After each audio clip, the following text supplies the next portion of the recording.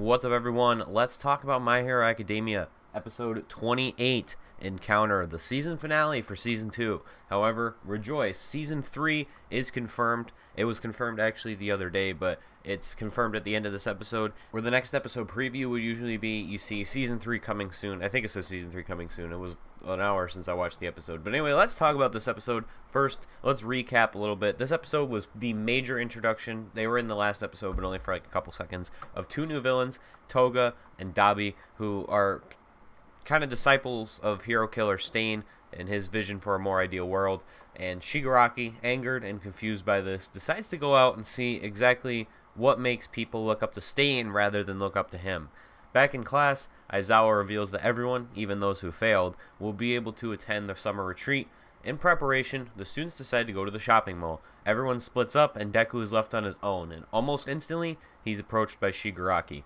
Now, it's a bit harder to talk about this episode because it's a very dialogue-heavy, not very action-driven episode, and there's really not a whole lot that actually happens in this episode. But we'll talk about it anyway. So, there are a few things I liked, and we'll talk a lot more this time around about thematics rather than the actual events of the episode, because I thought that this episode had a lot of really interesting thematic explorations during it, and the most key thematic point that this episode made was about the importance of ideals, and specifically how people identify with them. The difference in ideals between Stain and Shigaraki is what makes Stain an excellent character and Shigaraki a very bad one. As Deku says, Stain doesn't act right, and killing is the wrong way to go about it. But his vision for a better future is something that younger people can really identify with. That's why Stain within the Heroverse is a super popular character.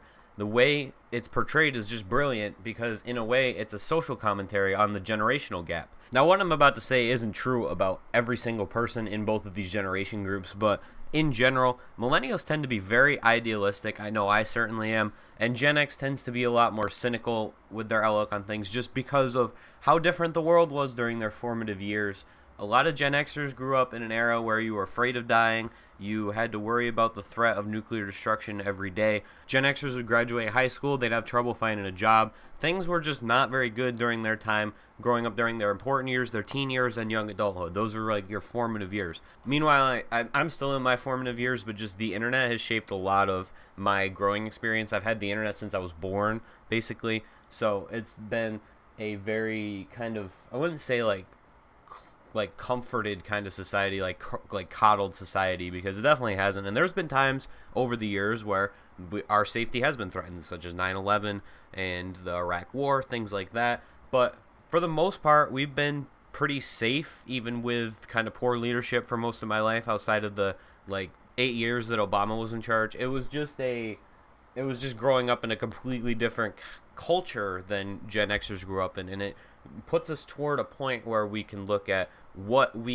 how things should be, how we think they should be, and how our experiences have formed our opinions on that. This is a topic that deserves a lot more exploration because this is really a good metaphor for it, but it's really a topic for another video because we got to talk about some other things in this episode, and we're a little bit strapped for time because I got to get going pretty soon. But another thing that I really liked about this episode was All Might's mini speech, and this goes back to the idealism. This speech just kind of sums up how the series defines the ideal hero, somebody who wants to be saving everybody, but realizes at the same time that they can only do what's within their power, and I thought that was brilliant.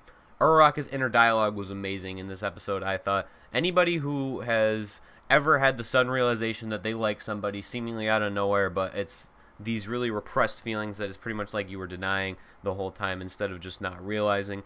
Anybody who's ever been in a situation like that is going to identify with this really hard. Her reactions are just exactly the same as all of our reactions have been in the past. So very good writing in this scene.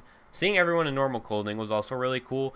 Now, this is like a cultural difference because in the West, for the most part, we don't have school uniforms. I never had a school uniform. I went to public school. We wear mostly the same clothes at school as we would going over to like a friend's house. And as such, it was just nice to see what everyone kind of wears outside of school for a change. It adds a bit more character and a bit more style. It's just a nice change of pace from the school uniforms, hero outfits that we see all the time anyway. It was just cool to see something different for once. And the last thing I liked, the last scene of this episode sets up perfectly for next season. I'll talk more about next season when I talk about what I'm looking forward to. But I want to say too much about it right now, but All for One is going to be a prominent character going forward, so this scene sets up perfectly for that.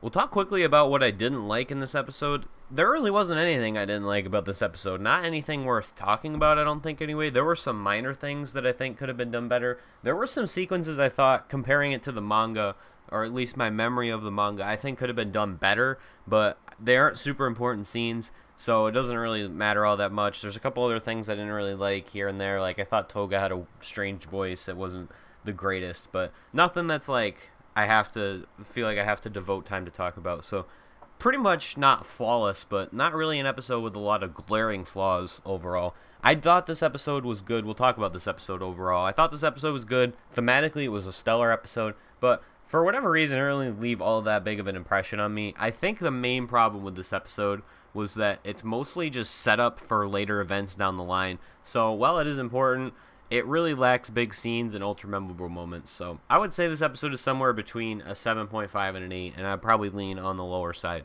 So what am I looking forward to? Black Clover. I hope it fills the void in my life that the show is going to leave for the next 5 months.